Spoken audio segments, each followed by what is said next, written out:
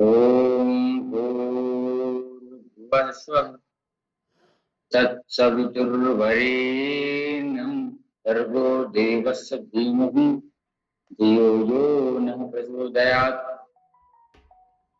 ओम त्र्यंबकं यजामहे सुगंधिं पुष्टिवर्धनम् उर्वारुकमिव बन्धनात् मृत्युर्मुक्षीयमामृतात्। ओम शांति शांति शांति। धीरे से दोनों हाथ रब करते हुए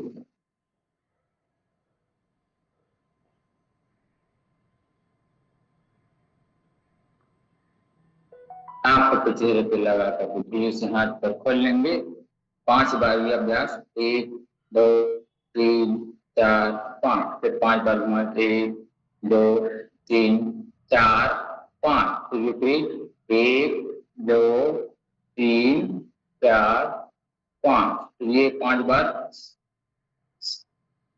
थोड़ा वार्म अप, हाथ पर हिला करके हाथ पर खोलने का अभ्यास।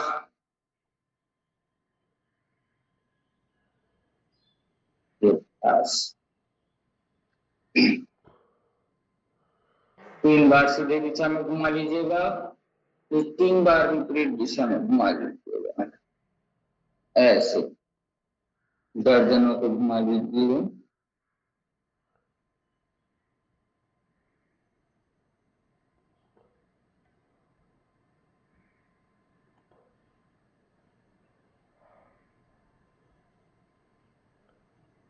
दाएं बाएं आगे पीछे ऊपर नीचे सबका अभ्यास कंधे घुमा लीजिएगा।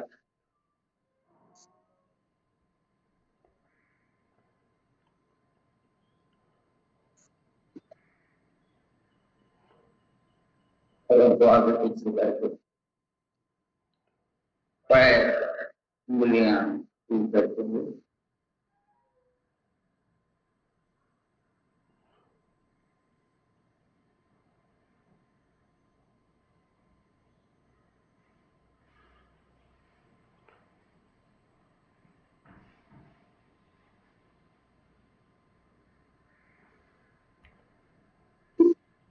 कभी सावधान धीरे से खड़े होकर के योगिक जोगिंग के कुछ अभ्यास कर लेते हैं। दो हाथ पर थोड़ा फ्री करते हुए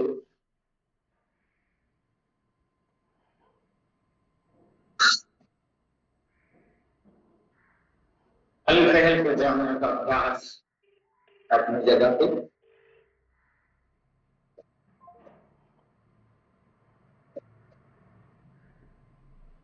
ऐसे इस प्रकार दौड़ेंगे।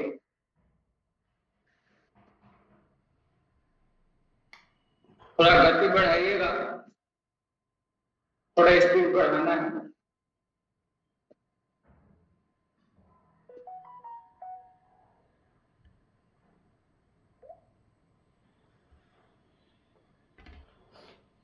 और अपनी चटाई पे आगे से चलना है, हल्के हल्के दौड़ते हुए।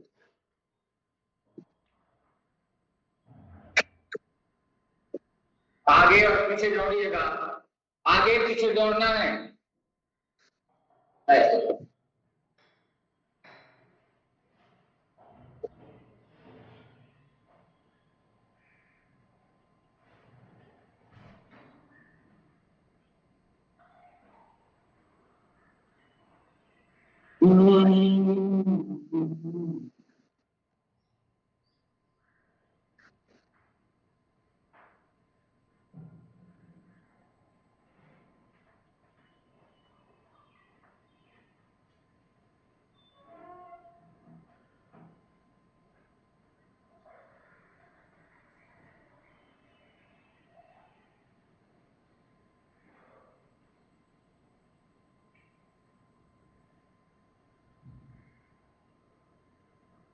चलिए, अब थोड़ा एड़ी के बल चलेंगे, एड़ी के बल चलना सीखेंगे। चलिए, एड़ी ऐसे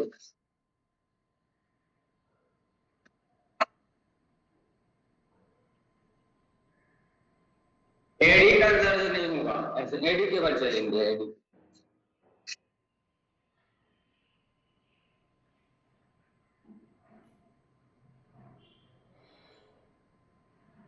एडी केवल ऐसे।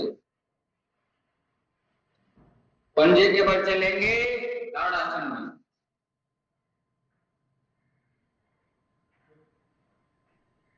ऐसे पंजे के बल चलेंगे, पंजा उठा रहेगा, एडी पीछे, पंजे के बल।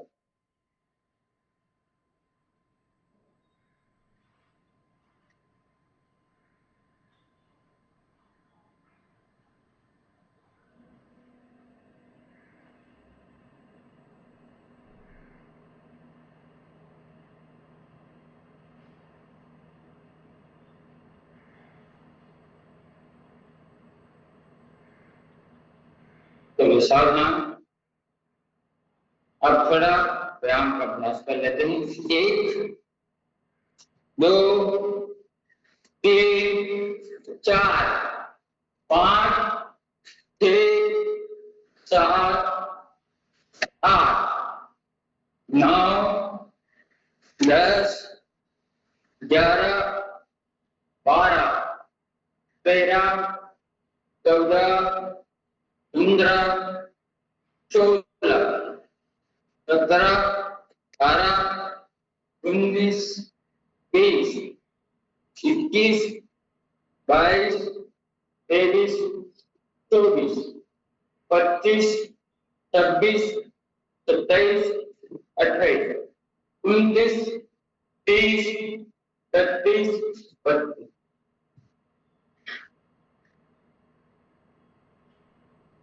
एक पैर उठाना है ताकत के साथ, 5 बार एक पैर के ऊपर है, ऐसे सर के ऊपर जाना चाहिए, हमारे सिर के ऊपर जाना चाहिए पैर से। 1 2 3 4 5 ऐसे जाता है। तो दूसरे पैर से 1 2 3 4 5 बैठ गया। दोनों पैर एक साथ चिपका कर कूद देते हैं आप।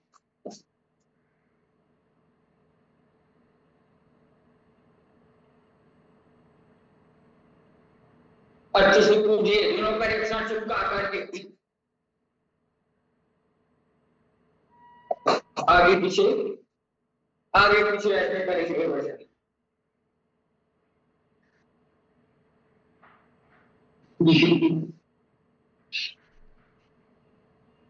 अगल बगल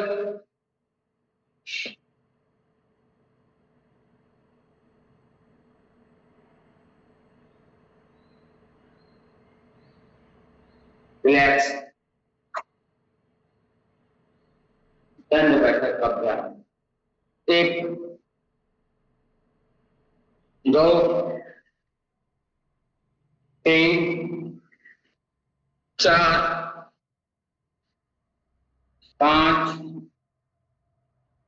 6 7 8 9 10। उठ जा।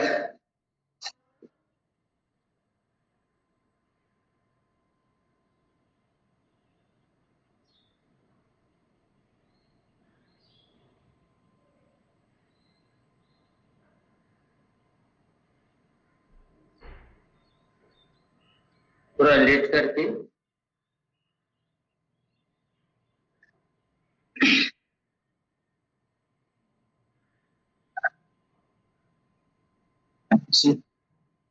एक एक पैर इसमें ऐसे।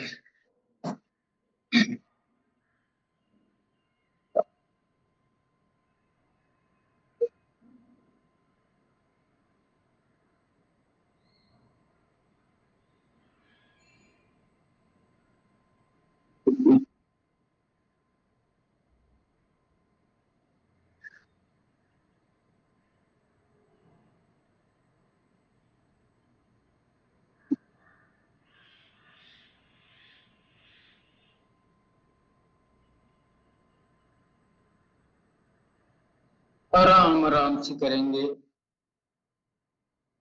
कमर की फ्लेक्सिबिलिटी के लिए।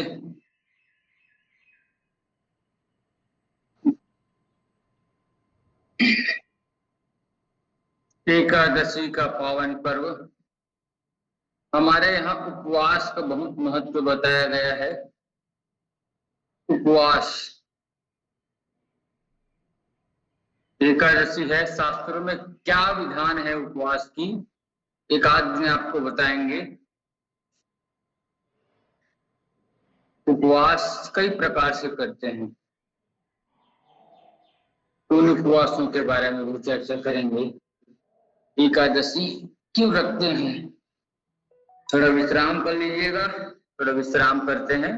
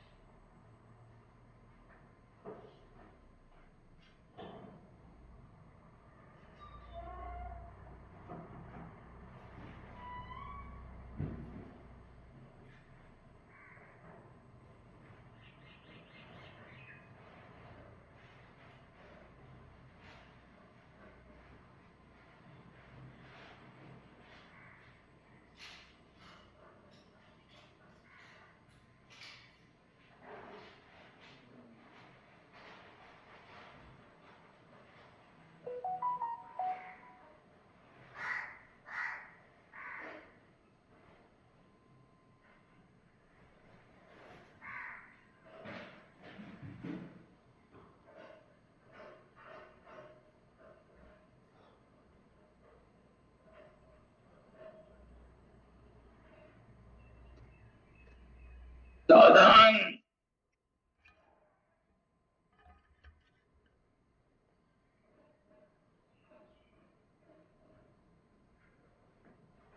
हम भुजंगासन अभ्यास कर लेते हैं थोड़ा सा। ऐसे श्वास छोड़ते हुए ऊपर उठा करके गर्दन पीछे यथासंभव करके रखेंगे।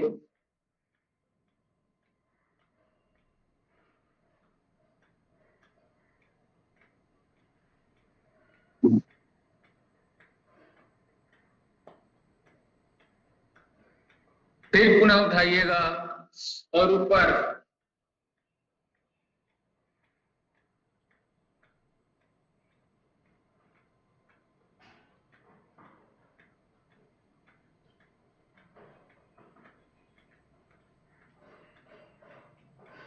चलिएगा। तितली आसन का अभ्यास हम कर लेते हैं। पंच तत्वों में से एक प्राण तत्व वायु, पांच तत्व है ना, चित जल पावक गगन समीरा, पंच रचित यह अधम शरीरा। पांच प्रकार के तत्वों से हमारे शरीर का निर्माण हुआ। पृथ्वी, जल, वायु, अग्नि और आकाश, इन पांच तत्वों के असंतुलन से, मतलब इनबैलेंस से ही बीमारियां होती हैं। पांचों तत्वों को संभालने का काम हमें संपूर्ण योगाभ्यास के माध्यम से करना चाहिए।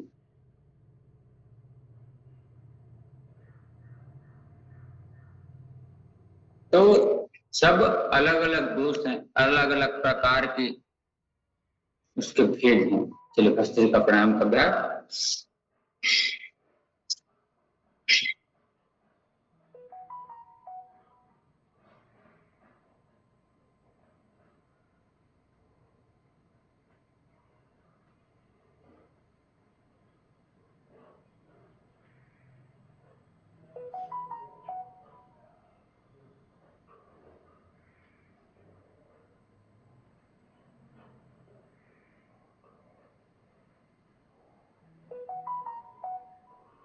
एक आगे कुछ ऐसे लंबे गहरे श्वासों के साथ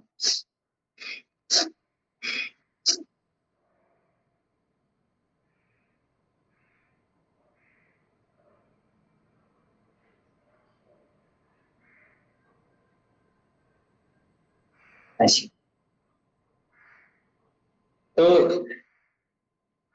भस्त्रिका, कपालभाति, बाह्य प्राणायाम, फिर उज्जाई प्राणायाम, फिर कपालभाति प्राणायाम, फिर भ्रामरी प्राणायाम, फिर उद्गीत प्राणायाम की जो श्रृंखला है, वह श्रृंखला हमारे पूरे शरीर और पूरे जीवन को बदल देता है। सोचने समझने की क्षमता, सुख दुख में मन को सहने की क्षमता, यह सब प्राणायाम प्रदान करता है। तो प्राणायाम का जो प्राण तत्व है,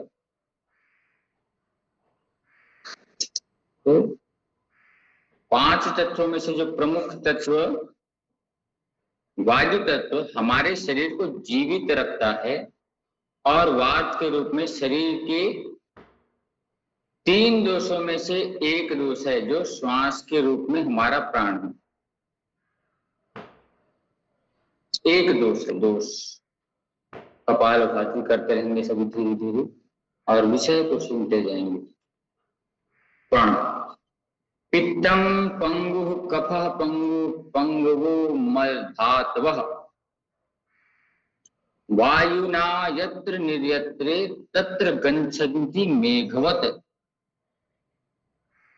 पवनस्तेषु बलवान विभागकरण्यमतः रजोगुणमयः सूक्ष्मः शीतो रुक्षो लघुस्तमः। यह हमारे सांख्यधर संहिता में 5वें अध्याय के 25वें और 26वें श्लोक में इसका वर्णन है कि पित्त कफ शरीर की अन्य धातुएं तथा मल, ये सब पंगु हैं। अर्थात ये सभी शरीर में एक स्थान से दूसरे स्थान स्वयं नहीं जा सकते। पित्त और कफ ये पंगु है। पंगु मतलब जिसके हाथ पैर नहीं होते उसको पंगु कहते हैं, जो चल फिर नहीं सकते उसको पंगु कहते हैं।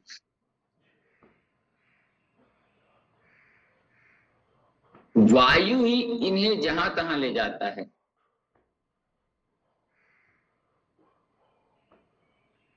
जैसे आकाश में वायु बादलों को इधर उधर ले जाता है, आप सभी देखेंगे बादल इधर से घूमते हुए, बड़े बड़े बादल इधर जाते हैं, इधर से घूमते हुए इधर आते हैं। बादल के पास क्षमता नहीं है, लेकिन वायु उसे ढकेलते हुए ले जाती है। अतः तीनों दोष, वात पित्त और कफ, ने वायु ही बलवान है,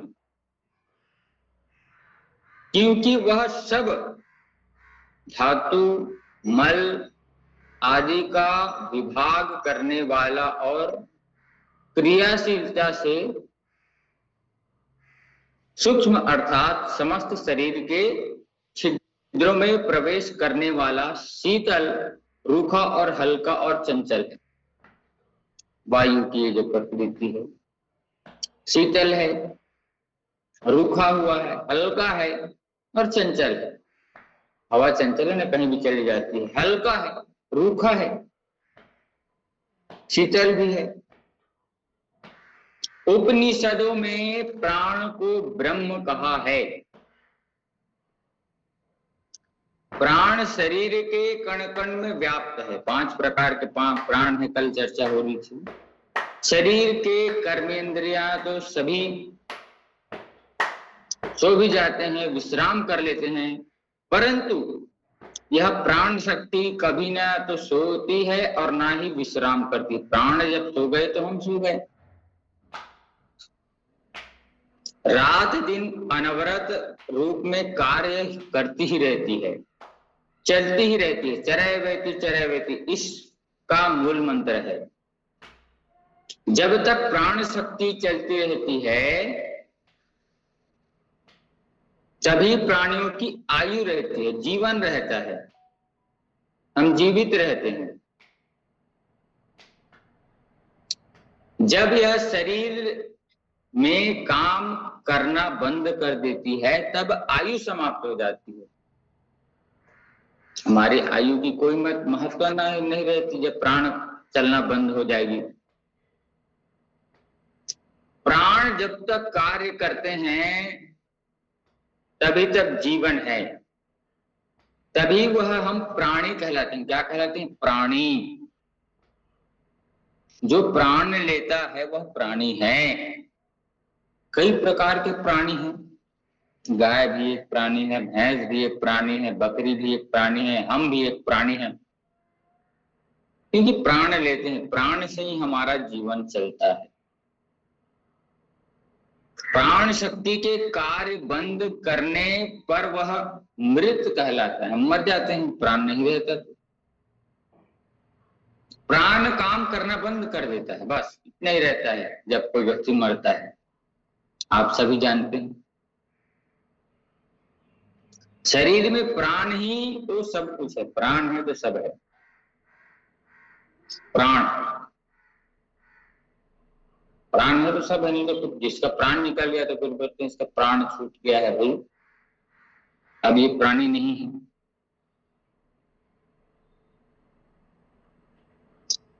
प्राणायाम आप सभी करते रहे। प्राणायाम में जब पहुंचना है तो उसके बारे में प्राण को पहले पढ़ लेते हैं, फिर आयाम क्या है, तो प्राण के घटक क्या है, प्राण के प्रकार पर क्या है, सबको जानना पड़ेगा, तब समझ आएगा।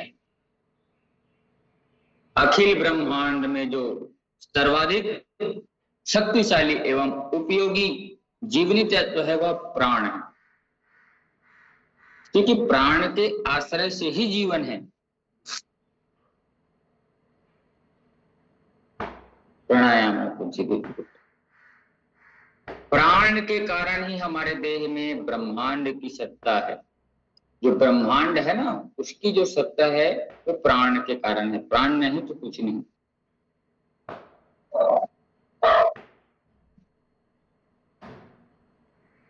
प्राण की अदृश्य शक्ति से संपूर्ण विश्व का संचालन हो रहा है।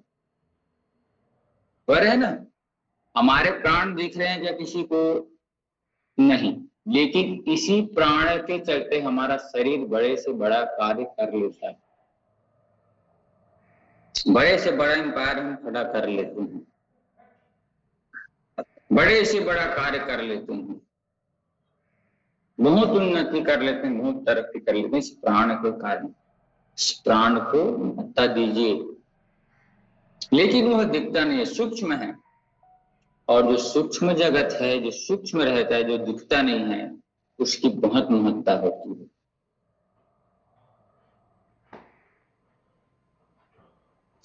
हमारा जो शरीर है, हमारा जो देह है, हमारी जो बॉडी है, वह प्राण तत्व की ऊर्जा शक्ति से चलती है, उससे क्रियाशील होती है। हमारा अन्नमय कोश, जिसको फिजिकल बॉडी कहते हैं, दृश्य शरीर है। अन्नमय कोश जो फिजिकल बॉडी, प्राणमय कोश जो इथिकल बॉडी है, जो अदृश्य शक्ति से संचालित होती है, प्राणमय। 5 प्रकार के कोश, अन्नमय कोश, प्राणमय कोश, मनोमय कोश, विज्ञानमय कोश और आनंदमय कोश। 5 प्रकार के कोश है हमारे शरीर में।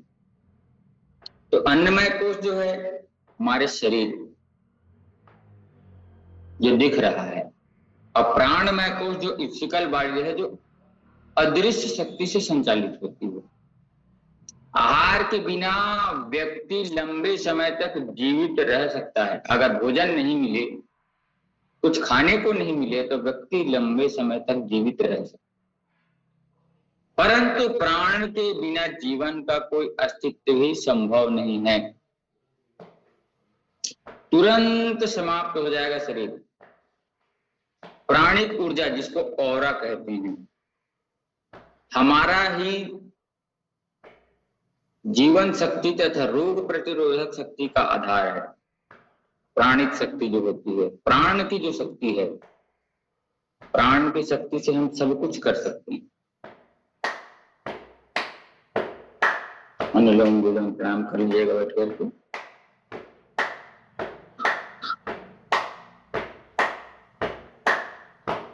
सभी ग्रंथियां जो ग्लैंड्स हैं हमारे शरीर में, हृदय के हैं, फेफड़े के हैं, मस्तिष्क के हैं, मेरुदंड हैं, संपूर्ण शरीर को प्राण ही स्वस्थ एवं ऊर्जावान बनते हैं। प्राण ही सब जगह पहुंचता है और कुछ तो पहुंच नहीं सकता। वाणी में सरसता, आंखों में दर्शन की शक्ति, देखने की शक्ति होती है, वो प्राण के माध्यम से। कानों में सुनने की शक्ति होती है, वो भी प्राण के माध्यम से। मस्तिष्क में ज्ञान की शक्ति है, वो भी प्राण के कारण से। पेट को, भोजन को पचाने की जो शक्ति उदर संस्थान की, वो प्राण के कारण से ही है। इसीलिए उपनिषदों में ऋषि कहते हैं, क्या कहते हैं? प्राणस्य देवं वसे सर्वं त्रिविदेवे यत्प्रतिष्ठं मातेव पुत्रान् रक्षसं श्रेयो प्रज्ञां च विधीयते। यह प्रश्नोपनिषद के दूसरे अध्याय के 13वें श्लोक से लिया गया है। क्या कि पृथ्वी, जौ तथा अंतरिक्ष, इन 3 लोकों में जो कुछ भी है वह सब प्राण के वश में है।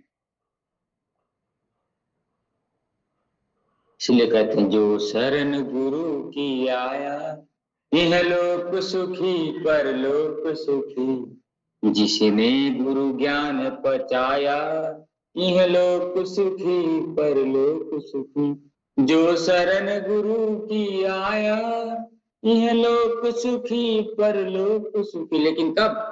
जिसने गुरु ज्ञान पचाया, यह लोक सुखी परलोक सुखी। गुरु को ज्ञान तो ले रहे हैं हम, लेकिन उस ज्ञान को पचा नहीं रहे हैं। तो क्या मतलब? कोई चीज पचेगा नहीं तो फिर वो सड़ेगा, सड़ेगा तो विकार उत्पन्न होगा। गुरु का ज्ञान ले रहे हैं लेकिन जीवन में धारण नहीं कर रहे हैं तो कोई मतलब नहीं है। उसको पचा नहीं रहे हैं तो कोई मतलब नहीं।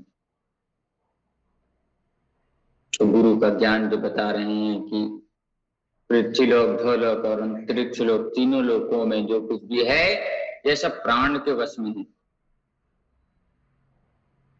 जैसे माता प्रेम भाव से, स्नेह भाव से पुत्रों की रक्षा करती है, ऐसे ही तो प्राण हमारी रक्षा करती है। प्राण माता, प्राण पिता, इसीलिए कहते हैं।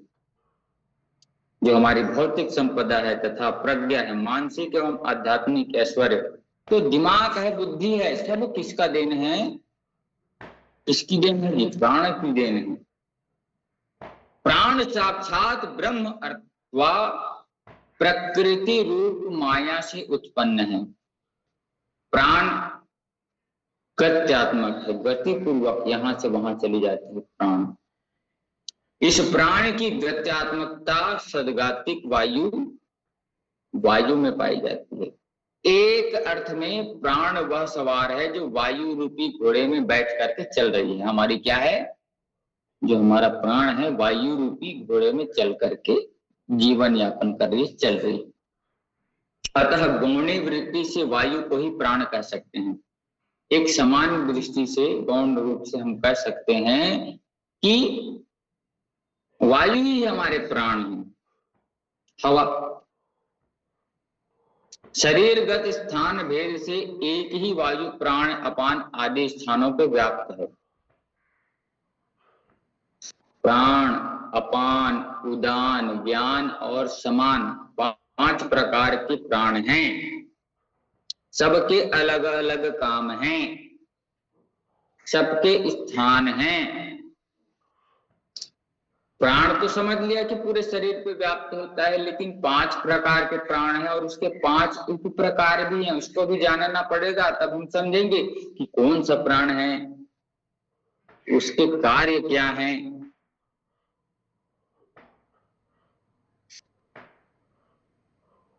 पांच प्रकार के प्राण प्रमुख हैं। प्रमुख को पहले जान लेते हैं, फिर उसके उप प्राण के बाद में देखेंगे। सबसे पहले प्राण है रेस्पिरेटरी सिस्टम। यह शरीर में कंठ से हृदय तक, यहां से यहां तक विद्यमान होता है, इसको कहते हैं प्राण। रेस्पिरेटरी सिस्टम में रहते हैं। जो हवा काम करती, जो वायु काम करती, यहां से यहां तक देख लीजिए। कहां से कहां तक? कंठ से, कंठ मतलब गले से, ये जो हमारा कंठ है, जहां से हमारे वायु आवाज के रूप में परिणित होती, यहीं से यहां तक प्राण का स्थान है। यह प्राण नासिका मार्ग, कंठ, स्वर तंत्र, वाक इंद्रियां, जीभ, अन्न नालिका, श्वसन तंत्र, फेफड़े, हृदय को क्रियाशीलता तथा शक्ति प्रदान करता है।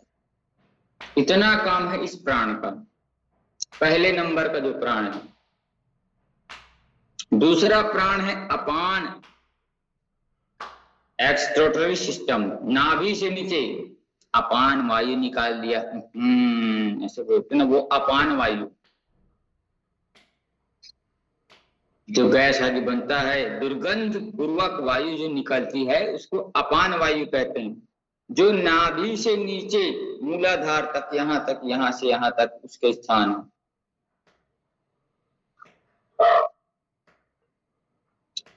इससे क्या उत्सर्जित होता है? मल, मूत्र,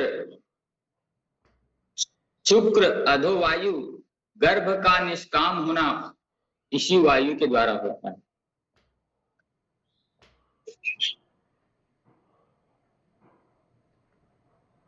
जो प्रसव है वो इसी अपान वायु के चलते होता है। अपान वायु अगर एक्टिवेट नहीं है, प्रसव ठीक से नहीं हो पाएगी।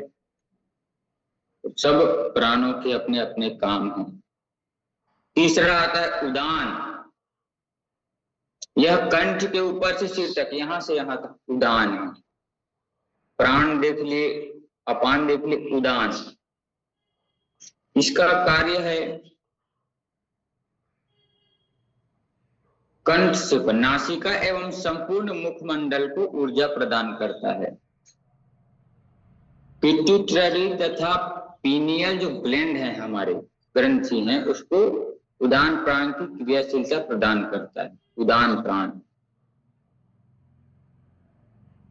ये हो गया उदान, फिर प्राण, फिर अपान, फिर उसके नीचे आता है समान, जिसको डाइजेशन सिस्टम कहते हैं, डाइजेस्टिव सिस्टम। हृदय के नीचे से नाभि पर्यंत तक, यहां से यहां तक, यह हुआ हमारा समान प्राण। इससे आंतें, यकृत, प्लीहा, अग्नाशय, पाचन तंत्र पूरा काम करता है। लीवर, किडनी, इंटेस्टाइन, पूरे आंतें हमारी काम करती है, वो समान प्राण है। उसके बाद आता है पांचवा प्राण, सर्कुलेटरी सिस्टम जिसको कहते हैं। यह जीवनी प्राण शक्ति पूरे शरीर में व्याप्त है। 5 प्राण तो शरीर को चलाता है, 4 अलग अलग स्थानों पे हैं। प्राण, समान, उदान और ये व्यान। और जो व्यान है, व्यान पूरे शरीर पे होता है। कार्य, यह वायु की समस्त गतिविधियों को नियमित तथा नियंत्रित करता है। सभी अंगों में मांसपेशियों, तंतुओं, संधियों एवं नाड़ियों को क्रियाशीलता प्रदान करती है, ऊर्जा प्रदान करती है, शक्ति प्रदान करती है। व्यान जो नामक जो प्राण है, पूरे शरीर को संचालित करती है व्यान। इन 5 प्राणों के अतिरिक्त 5 प्राण हमने समझे, प्राण, अपान, उदान, समान और व्यान। 5 प्रकार के प्राण हैं। 5 अलग अलग जगह शरीर के अलग अलग प्राण हैं। पहले तो हमने प्राण समझा, प्राणी शरीर हैं। उसके बाद ये 5 प्रकार के हैं। उसके भी उप प्राण हैं, देवदत्त, नाग, कृत्किल, कूर्म और धनंजय। 5 प्रकार के इनके, और इनका क्रमशः अलग अलग काम है। जो क्रमशः छींकना, पलक झपकना, जम्हाई लेना, खुजलाना, हिचकियाना आदि क्रियाओं के माध्यम से वो चलते हैं। 5 उप प्राण हैं, उनके माध्यम से वो चलते हैं।